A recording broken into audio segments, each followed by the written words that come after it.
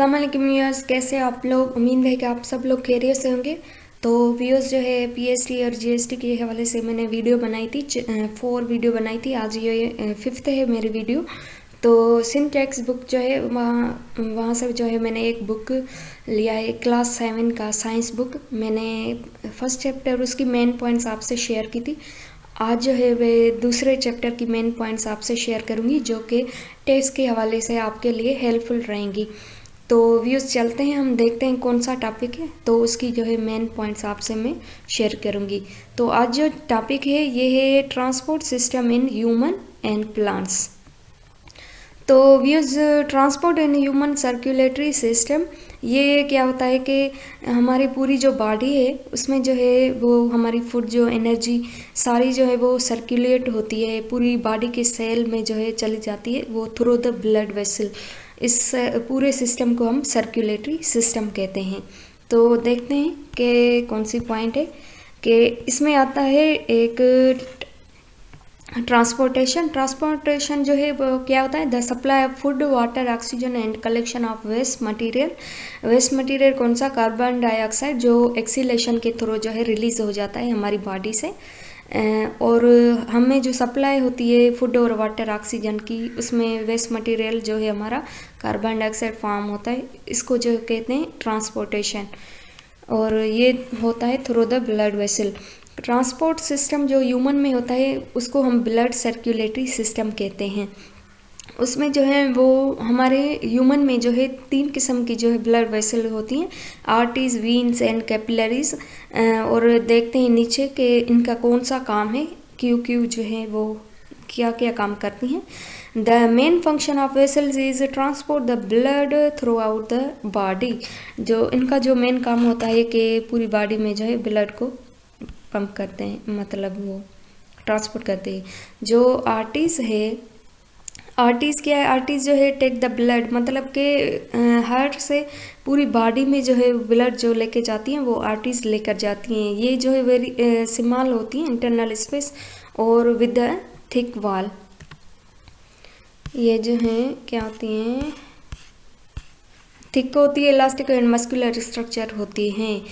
और इसमें जो है लार्ज आर्टरीज होती हैं, उसमें जो इलास्टिक टिश्यू होते हैं उसकी प्रोपोर्शन ज़्यादा होती है।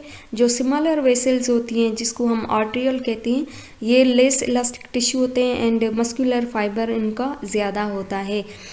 और दूसरी पॉइंट है इसमें कि आर्टरीज जो हैं divided into very tiny blood vessel called the capillary. जब बहुत सारी आर्टरीज मिलती हैं तो कैपिलरीज फॉर्म होती हैं। अब जी कैपिलरीज का क्या होती है, कैपिलरीज जो हैं वो होती हैं very tiny microscopic thin walled vessels होती हैं। ये क्या करती हैं कि ऑक्सीजन, वाटर, न्यूट्रिएंट जो हैं उनकी एक्सचेंज करती है ब्लड से पूरी बॉडी सेल की तरफ। और जो रैपिड डिफ्यूजन होती है मटेरियल की सेल के और ब्लड के बीच में, ये कराती हैं। Capillaries gradually join up with one another to form the veins. जब कैपिलरीज मिलती हैं तो वीन्स फॉर्म होती हैं। अब ये वीन क्या होती हैं, वीन जो हैं, सारी वीन जो हैं वो क्या करती हैं, ट्रांसपोर्ट करती हैं deoxygenate blood to the heart. मतलब पूरी बॉडी से जो है वो ऑक्सीजनेट ब्लड जो है वो उसको all veins transport deoxygenate blood to the heart and except the pulmonary carrying the oxygenate blood. ये सारी वीन जो है डीऑक्सीजनेट ब्लड हार्ट की तरफ लेकर जाती हैं, सिवाय पल्मोनरी जो कि ऑक्सीजनेट ब्लड कैरी करती हैं। सही है, ये सेम पॉइंट है यहाँ की तरफ के जो सारी वीन हैं होती हैं सिवाय पल्मोनरी वीन के, जो डीऑक्सीजनेट ब्लड जो हैं वो less food and more carbon dioxide वो हार्ट की तरफ लेकर जाती हैं। ठीक है जी।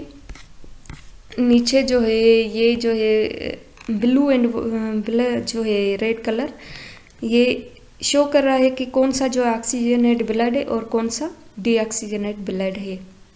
तो viewers arteries, vein and capillaries का ऊपर मैंने आप लोगों को बताया है।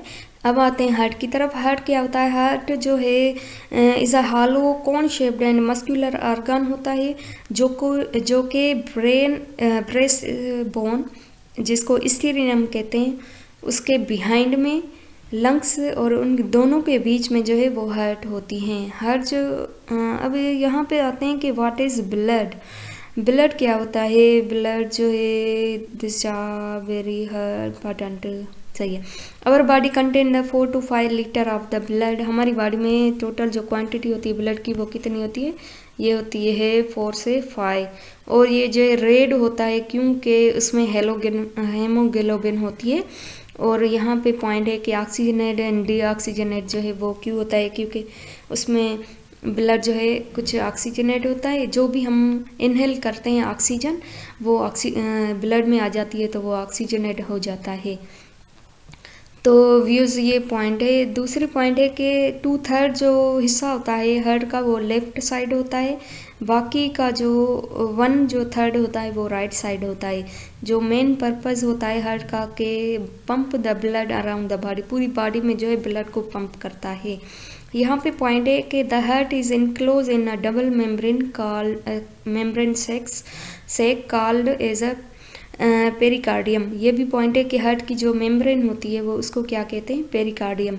नीचे पॉइंट है ब्लड प्रेशर क्या होता है? ब्लड प्रेशर ये प्रेशर होता है ब्लड जो कि एक्साइटेड होता है in the wall of blood vessel. सही है। और इसको जो है मेयर करते हैं किसके थ्रू? स्फेग्मोमेनोमीटर। और नॉर्मल जो वैल्यू होती है ह्यूमन ब्लड प्रेशर की ये होती है सिस्टोलिक जो होती है 120 एंड 80 जो है डायसिस्टोलिक होती है मिलीमीटर हाइग्यूरियम।